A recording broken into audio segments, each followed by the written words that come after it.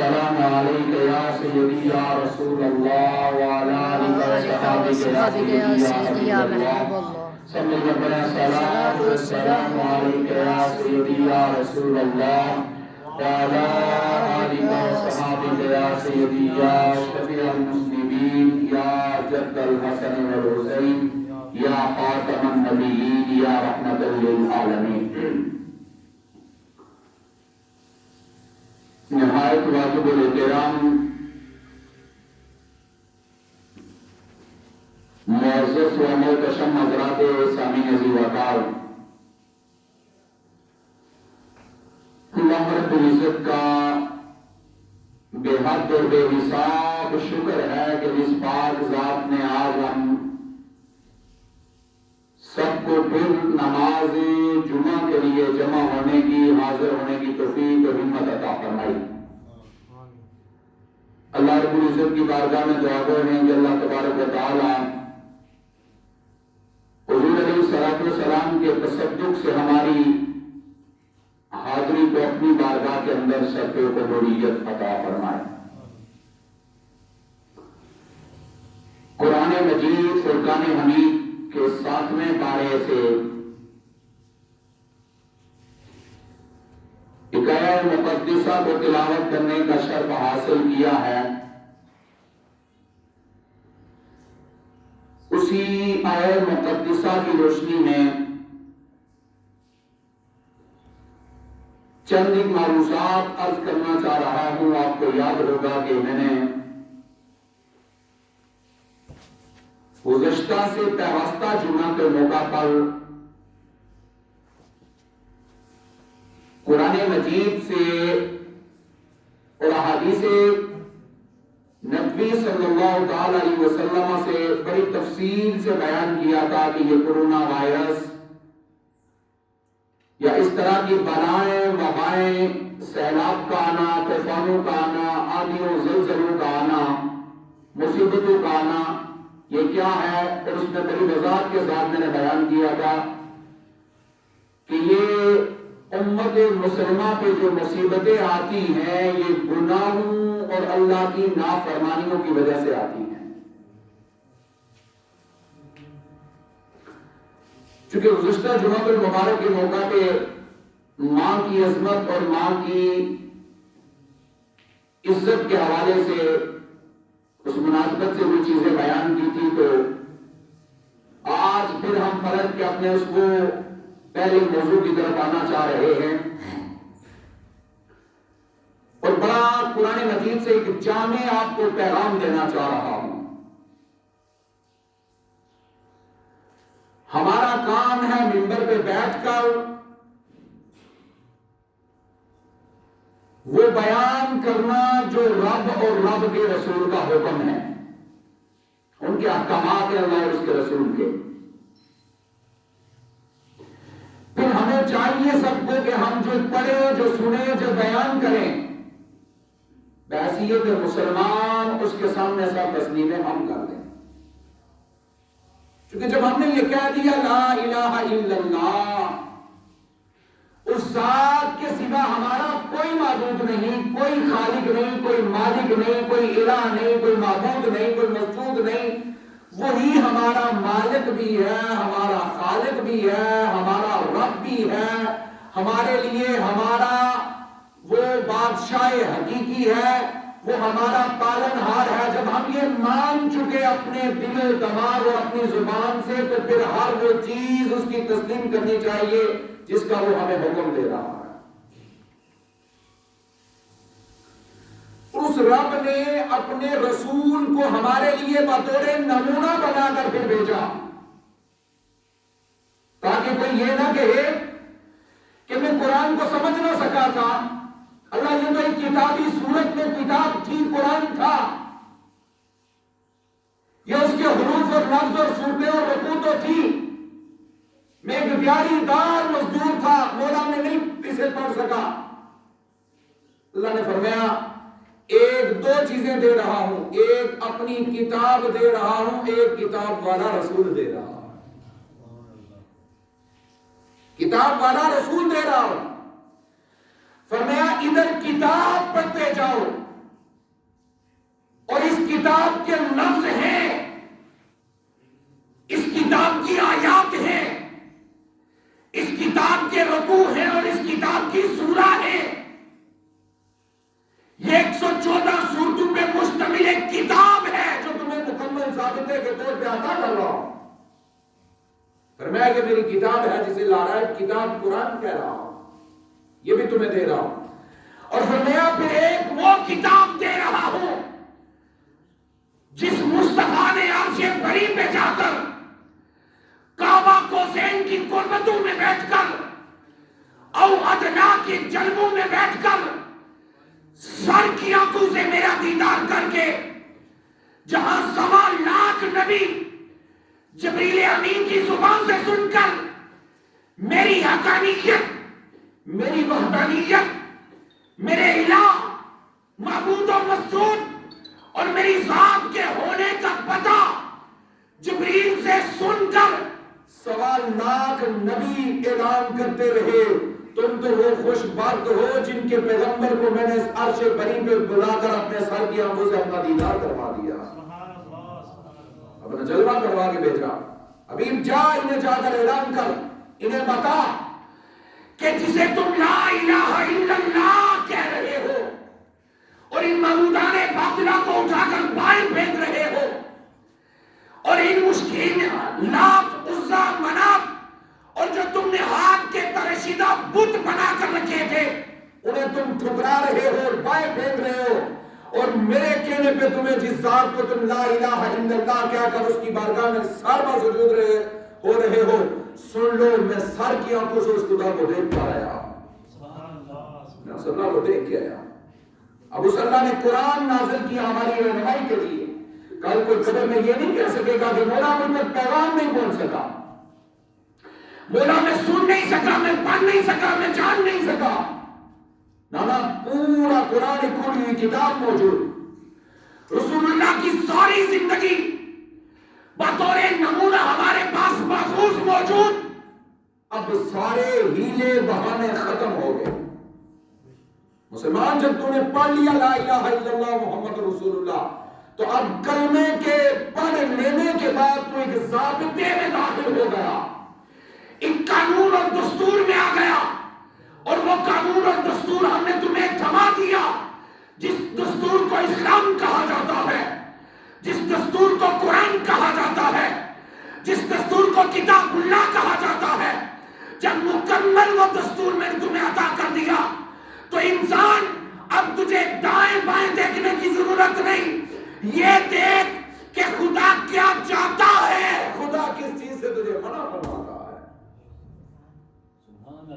اب آئیے جس موضوع کی طرف میں آپ کو لانا چاہ رہا ہوں، قرآن کہتا ہے فَلَمَّا نَسُوا مَا ذُكِّرُوا بِهِ أَنجَيْنَا، چونکہ ہم نے پڑھا تھا اس جمعے کو، گزشتہ سے جو پیوستہ جمعہ تھا ہم نے بیان کیا تھا کہ ہمارے ہاتھوں کی کمائی ہے، ہمارا کیے ہوئے گناہ ہے، ہماری بدعمالی اور شامت اعمال ہے کہ ہم اس سے ٹوٹ چکے، ہم اس سے کٹ چکے، ہم نے اپنی موت کے لیے کچھ تیار نہ کیا۔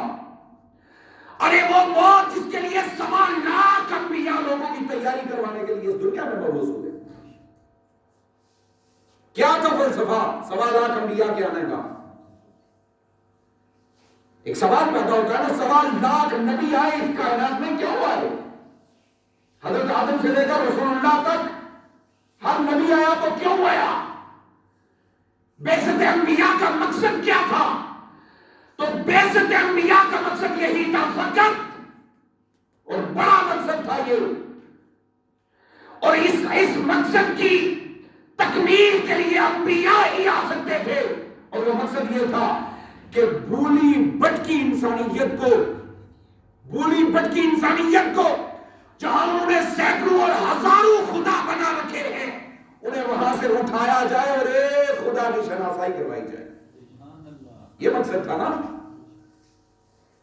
ایک خدا کی معرفت کروائی جائے، ایک خدا کی پہچان کروائی جائے، انہیں بتایا جائے کہ کوئی بت تمہارا مشکل کشا نہیں ہو سکتا، کوئی بت تمہارا حاجت روا نہیں ہو سکتا، کوئی بت تمہیں خدا کے قہر و غضب سے بچا نہیں سکتا، لوگوں زندگی سنوارنا چاہتے ہو، لوگوں کو اندھیرا قبر کو بکائے نور کرنا چاہتے ہو، لوگوں آخرت کی شرمندگی سے بچنا چاہتے ہو، لوگوں اللہ کی گرفت اور اس کی پکڑ اور اس کے عذاب سے بچنا چاہتے ہو، تو ہر نبی آ کر یہ سبق یاد دلاتا رہا کہ لوگوں ان ساری چیزوں سے بچنے کا ایک ہی ذریعہ ہے کہ یہ مادہ کہیں اور پہ نہ رگڑا جائے، یا اس کی بارگاہ میں رگڑا جائے جسے سبحان ربی الاعلیٰ کہتے ہو، تو تمہارا خیال دل میں بعد میں پیدا ہوتا ہے، محمد کے خدا کو پہلے پتا ہوتا ہے، مسلمان کو پہلے پتا ہوتا ہے۔ اور مسلمان تو اتنا خوش نصیب ہے، تجھے گھبرانے کی ضرورت، تیرا تو اللہ ہے۔ کسی کو ناز امریکہ پہ، کسی کو ناز سپر طاقت پہ، کسی کو ناز ڈالر اور مال دنیا پہ، کسی کو ناز دنیا پرستی اور مال و متاع کے ڈھیر پہ، لیکن رسول اللہ کے غلام تجھے ناز ہونا چاہیے، اس لیے کہ تو وہ ہے جس کی جبین اس کی بارگاہ میں جھک رہی ہے۔ تیرے پاس اللہ ہے، اللہ ہے، اللہ جس سے بڑی کوئی طاقت نہیں، لیکن افسوس یہ مسلمان بھول چکا۔ پڑھیے قرآن، اب آئیے اس آیت کا ترجمہ سنیے، یہ پوری تمہید اس لیے باندھی کہ آپ کو آیت کا ترجمہ سمجھ آ جائے۔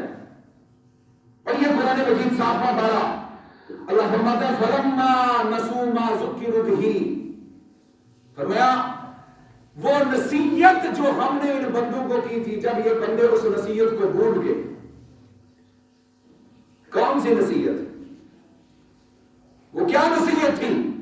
فرمایا فَلَمَّا نَسُوا مَا ذُكِّرُوا بِهِ، جب یہ میرے بندے میری نصیحت بھول گئے، جو میں خالق نے نصیحت کی تھی، میں اللہ نے کی تھی، میں رب ہو کر انہیں نصیحت کی تھی، وہ نصیحت کیا تھی؟ جس نصیحت کے لیے 1.25 لاکھ انبیاء تھے کہ لوگوں عبادت فقط اللہ کی کرو، اس کی بندگی کرو، اس کی طرف آؤ، مشکل کے وقت تمہاری جوڑیاں کہیں اور کسی جگہ پہ نہ پھیلی ہوئی نظر آئے، تمہاری جوڑی اس کی بارگاہ میں پھیلی ہوئی نظر آئے، تمہاری زمینیں کہیں اور کسی کے سامنے تمہاری گردنیں جھکی ہوئی نظر نہ آئے، بلکہ تمہارا ماتھا رگڑ کھاتا ہوا اس کی بارگاہ میں نظر آئے، اور تیرے زبان پہ سبحان ربی الاعلیٰ کا لفظ ہونا چاہیے۔ فَلَمَّا نَسُوا مَا ذُكِّرُوا بِهِ، ہم نے انہیں نصیحت کی تھی، یہ بندے بھول گئے، میری نصیحت کو بھول گئے۔ یہ کوئی بھولنے والی چیز تھی اللہ کی نصیحت؟ یہ مسلمانوں سے خطاب کیا جا رہا ہے، امت مسلمہ تم بھول چکے ہو۔ اللہ جی جب بھول چکے تو نے کیا کیا؟ یہ بات ہے سننے والی، قرآن مجید کہہ رہا ہے۔ فرمایا جب میرے بندے میری نصیحت کو بھول چکے تو میں نے کیا کیا؟ فرمایا فتحنا علیہ ابواب کل شیء، میں نے ہر چیز کے دروازے ان کے اوپر کھول دیے۔ وہ مجھے بھول گئے۔ بھائی توجہ، بیٹا 20 سال کی عمر میں باغی ہو، باپ گھر سے نکال دیتا ہے، اخبارات میں بیان دے دیتا ہے کہ میں نے اسے آگ کر دیا، یہ میرا نہیں، میری جائیداد کا وارث نہیں ہو سکتا، باپ بیان دے دیتا ہے، یہ ہے وہ مولا۔ اللہ فرماتا ہے میرا بندہ میری نصیحت بھول گیا، اللہ جی تو نے کیا کیا؟ پکڑا؟ فرمایا میں نے پکڑا نہیں، میں نے اسی وقت اسے اپنے قید میں نہیں لیا، میں نے اسی وقت اسے گرفتار نہیں کیا، میں نے اسی وقت اسے عذاب میں جھونکا نہیں، اللہ جی تو نے کیا کیا؟ فرمایا فتحنا علیہ ابواب کل شیء، میں نے رزق کے سارے دروازے کھول دیے، میں نے عزت کے دروازے اس میں کھول دیے، میں نے ناموری کے دروازے کھول دیے، میں نے عیش عشرت کے دروازے کھول دیے، میں نے دنیا کے دروازے کھول دیے، میں نے اس پہ مال و زر کے دروازے کھول دیے۔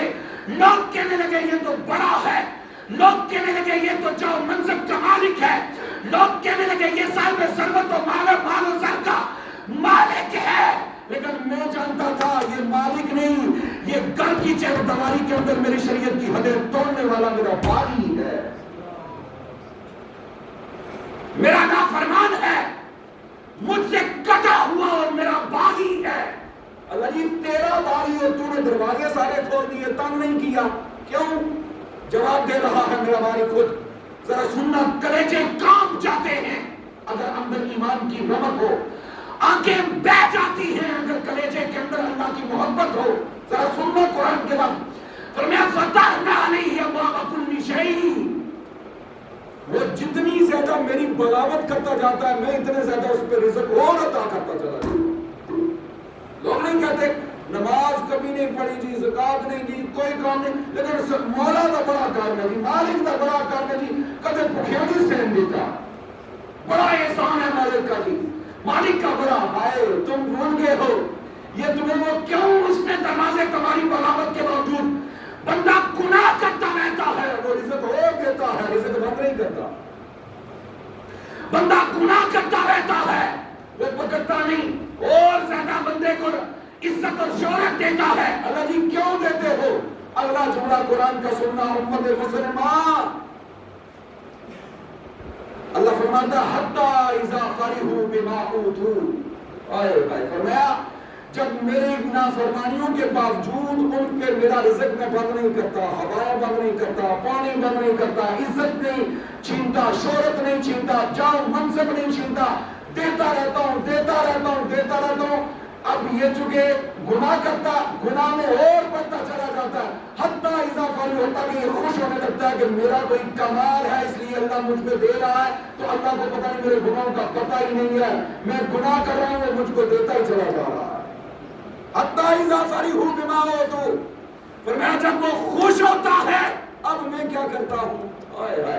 فرمایا اخذنا علیہم بغتہ. پھر میں اسے پکڑ لیتا ہوں اچانک، میں پھر اسے گرفتار کر لیتا ہوں اپنے عذاب میں، میں پھر اسے موت اچانک آ جاتی ہے میں پکڑ لیتا ہوں. میں کہتا ہوں تو باغی رہا نا، تو زنا کرتا رہا میں تجھے رزق دیتا رہا، تو جوا کھیلتا رہا میں تجھے رزق دیتا رہا، تو شراب کا کاروبار کرتا رہا میں تجھے رزق دیتا رہا، تو رشوت کا لین دین کرتا رہا میں تجھے رزق دیتا رہا، میں نے تجھے عزت دی، شہرت دی. اخذنا علیہم بغتہ. اللہ فرماتا اچانک میں موت اس پہ مسلط کر دیتا ہوں. موت آ جاتی ہے، موت آ جاتی ہے. اور جب اسے موت آتی ہے تو میرا رب فرماتا ہے پھر کیا ہوتا؟ اچانک اس کی آنکھیں کھلتی ہیں تو وہ اپنے آپ کو قبر میں پاتا. اب مال پیچھے، عزتیں پیچھے، شہرتیں پیچھے، جاہو منصب سب کچھ پیچھے، دوست بیلی سنگی سب پیچھے، رشتہ دار سارے پیچھے. اخذنا علیہم بغتہ. ہم اسے اکیلے پکڑ لیتے ہیں، ہم اسے گرفتار کر لیتے ہیں اپنے عذاب میں، میری پکڑ آ جاتی ہے، وہ موت کی نیند میں چلا جاتا ہے، موت طاری ہو جاتی ہے. اللہ جی پھر کیا ہوتا ہے؟ فرمایا اس کی بربادی کا دن کا آغاز ہو جاتا ہے موت کے بعد. اب جب وہ گپ اندھیرا قبر، وہ جب قبر میں اپنی ذات کو پاتا ہے تو کہتا کہاں ہے دوست، کہاں ہے میری شب بیداری میں میرے ساتھ ہنسی مذاق کرنے والے، کہاں ہے صبح و شام میرے ناز و نخرے اٹھانے والے، وہ کہاں ہے؟ جب میں باہر نکلتا تھا تو خدام میری عزت کے لیے آگے کھڑے ہوا کرتے تھے، وہ کہاں ہے؟ اچانک اس کی آنکھ کھلتی ہے، وہ قبر میں ہوتا ہے، جب کچھ نہیں پاتا فرشتے عذاب کی گردے لے کے کھڑے ہوتے ہیں اور کہہ رہے ہوتے ہیں اب زندگی کا حساب کتاب دو. 40 سال، 50 سال، 60 70 80 90 100 سال گزار کے آئے ہو نا؟ جی گزار کے آیا ہوں. ایک ایک لمحے کا حساب دو وقت کے حساب کا وقت شروع ہو چکا ہے. یہ ہے خدا کی پکڑ. ہمارے لوگ خوش رہتے ہیں کہ گناہ کرتے ہیں، اللہ تو دیتا ہی جا رہا ہے، دیتا ہی جا رہا ہے، دیتا ہی جا رہا ہے. کوئی خطیب ہے تو وہ اپنی جگہ پہ خوش کہ میری خطابت کے بڑے چرچے ہیں، کوئی نعت خواں ہے تو وہ اپنی جگہ پہ خوش میری نعت خوانی کے بڑے چرچے ہیں، کوئی وزیر ہے تو وہ اپنی جگہ پہ خوش میری وزارت کے بڑے چرچے ہیں، کوئی سخی ہے تو وہ اپنی جگہ پہ خوش میری سخاوت کے بڑے چرچے ہیں. ہر کوئی اپنی اپنی جگہ پہ خوش. وہ کہتے ہیں کہ لوگوں کو نہیں پتا میں بند کمرے میں کیا کرتا ہوں، میں اکیلے میں کیا کرتا ہوں، میں کسی کی عزت کو تار تار کرتا ہوں، کسی ماں بہن بیٹی کی عزت کا تماشا بناتا ہوں، جنازہ نکالتا ہوں.